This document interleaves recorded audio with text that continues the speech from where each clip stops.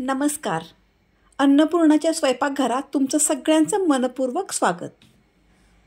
खीर, वाह, खीर म्हटलं की मला गावाकडची आठवण होती.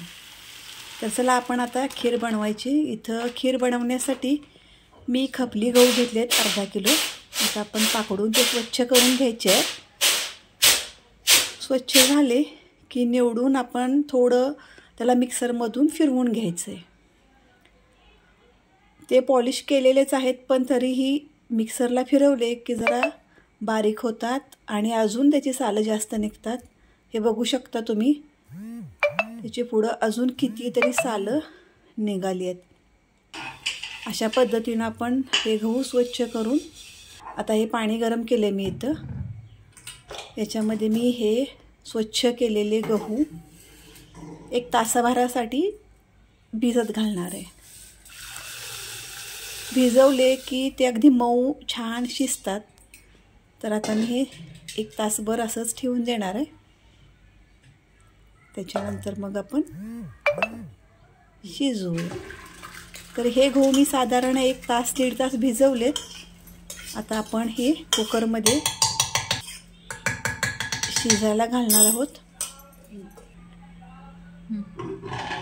कुकरमध्ये किमान 5-6 शिट्ट्या करायच्या. सुरुवातीच्या 2 शिट्ट्या अगदी हाय फ्लेमला करायच्या आणि त्याच्यानंतरच्या 4 शिट्ट्या हे एकदम लो फ्लेमवर करायच्या. हे बघा, आता मी इथं 6 शिट्ट्या करून घेतल्यात. अगदी गहू मऊसूत शिजलेत. आता इथं आपण गरम पाणी घालायचं आणि हे शिजलेले गहू सगळे आपण हलवून त्याच्यात आता आपण गूळ घालायचा. इथं माझे गहू साधारण 1/2 किलो होते, तर मी इथं 3 पाव गूळ घेतलेला आहे. कारण खिरीला गूळ असल्याशिवाय आणि ती गोड असल्याशिवाय चवीला छान लागत नाही. त्यामुळं हा गूळ एवढा लागेलच. तर हा गूळ आता आपण या खिरीत मिक्स करून घ्यायचा आहे. इथं मी 1 अख्खा नारळ खिसून घेतला आहे. ओल्या नारळाचंच खोबरं खिरीत घालायचं, त्यानं खूप छान चव येते. तर हा खिसलेला नारळ मी यात घालते आणि आता आपण हे सगळं परत एकदा हलवून एकजीव करून घेऊया. याच्यात आपण गूळ टाकलाय. खीर गरम आहे, गूळ वितळणार आहे आणि त्यामुळं खीर अजून पातळ होणार आहे. त्यामुळे जास्त एकदम पाणी नाही टाकायचं. आपल्याला फारच घट्ट वाटली तर परत थोडं पाणी टाकायचं. इथं मी एका कढईत तूप घेतले. मी आता यात थोडे काजू रोस्ट करून घेणार आहे आणि ही खीर अधनंमधनं अशी हलवायची, कारण ती खाली लागू शकते.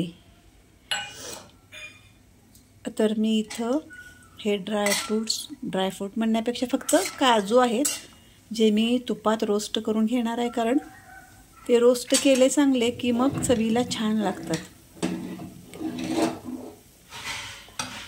हे असं अधूनमधून खिरीला हलवायचं. आता हे काजू आपले छान भाजले. आता हे तूप आणि काजू आपण सगळंच त्या खिरीत ओतायचं. का तर ते एकदम कडक तूप असतं कडलेलं आणि ते खिरीवर टाकलं की त्याचा एकदम छान सुगंध येतो. तर आपण हे खीर टाकून घेतो आणि आता खरंच इतका छान वास यायला लागला आहे. तुम्ही बघू शकता, हे कडक तूप होतं ना, हे खिरीत टाकल्यावर वा, छान मस्त वास येतोय आणि किती सुरेख रंग आलाय बघा खिरीला. तर अशा पद्धतीनं तुम्ही खीर करून बघा आणि मला कमेंटमध्ये सांगा ती खीर कशी झाली.